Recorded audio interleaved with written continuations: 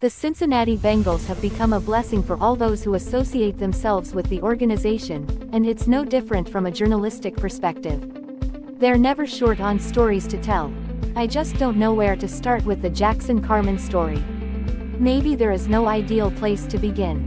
When the Bengals sought to bolster their offensive line the year after Joe Burrow tore his ACL due to poor protection, Carman became the draft pick they centered their plans around. A collegiate left tackle with championship experience and roots from Cincinnati sounded great on paper until you dove into the details. Carman didn't test before the combine. He, officially, measured in with shorter than average arm length.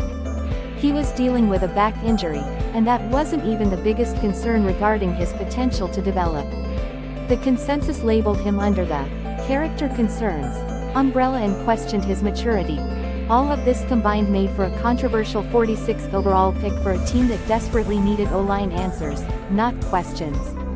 On top of it all, Carman wasn't returning to the Queen City to play left tackle, the position he became a five-star recruit at and eventually a multi-year starter at Clemson. The Bengals needed a right guard, and Carman was tasked with converting to the position in a matter of months. Conventional wisdom made it seem like a lineman of his build could slide inside, and his strengths would proceed to be stronger. The plan never worked. Carman couldn't win the job during the offseason, and when it was handed down to him following mid-season injuries, he let it go after just a month as the team turned to Hakeem Adeniji, another career tackle to slide inside. All of this seems like fodder to what would come next. Last April, a report detailing rape allegations against Carman was published by Defector right before the start of the 2022 NFL Draft. The report states that the alleged rape occurred when Carman was 18 years old at Clemson, and the victim was just 15. The perception towards Carman shifted as far as possible. The offseason began with cautious optimism that he would build off the 501 snaps he played as a rookie and solidify himself as a starter.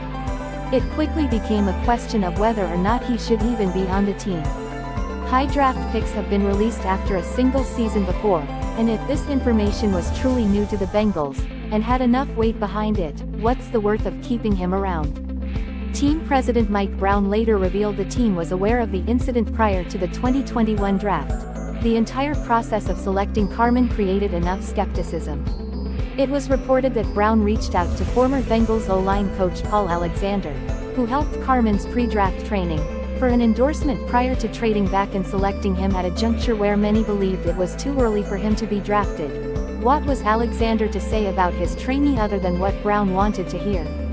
The Bengals made their bed and tucked themselves in. Carman made it through the 2022 offseason, but the end result was the same as the year prior. He battled for a starting guard spot, this time at left guard, and fell short to a rookie fourth-round pick in Cordell Volson. And that seemed to be that. Carman would become a healthy scratch for the majority of the regular season as Volson never looked back at left guard. A top 50 pick making 0 on-field contributions in year 2 is more than enough grounds for cutting him loose before year 3 begins. They say the playoffs are a whole new season.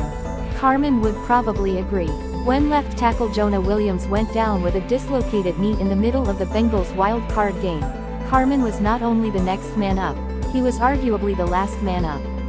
Cincinnati's O-line was already starting 2 reserves in Adeniji at right tackle and Max Sharping at right guard.